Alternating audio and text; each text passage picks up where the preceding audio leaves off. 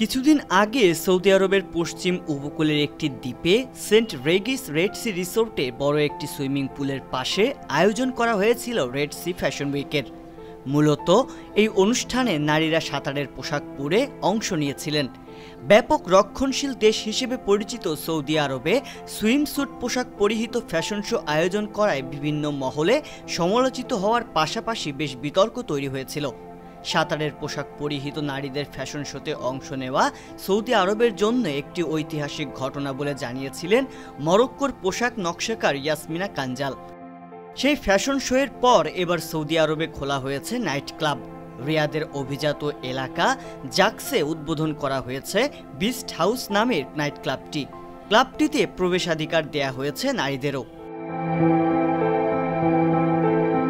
একসময় রক্ষণশীল দেশ সৌদি আরবে নারীদের কর্মক্ষেত্রে প্রবেশ, স্টেডিয়ামে বসে খেলা দেখা, সিনেমা হলে গিয়ে সিনেমা দেখা কিংবা গাড়ি চালানোর বিষয়ে নিষেধাজ্ঞা ছিল।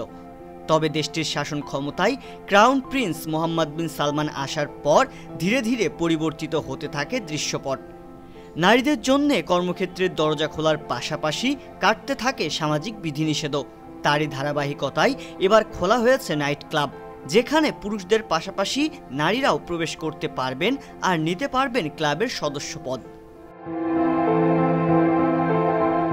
বিস্ট হাউস নাইট ক্লাবে রয়েছে একাধিক স্টুডিও, বিশাল ডাইনিং এরিয়া আর জমজমাট ডিজে পার্টির ব্যবস্থা।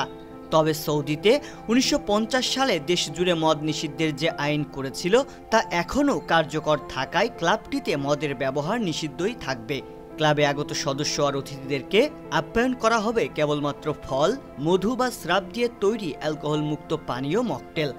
ক্লাবে প্রবেশের সময় সবাইকে তল্লাশি করা হবে যেন কেউ অ্যালকোহল নিয়ে ভেতরে প্রবেশ করতে না পারে।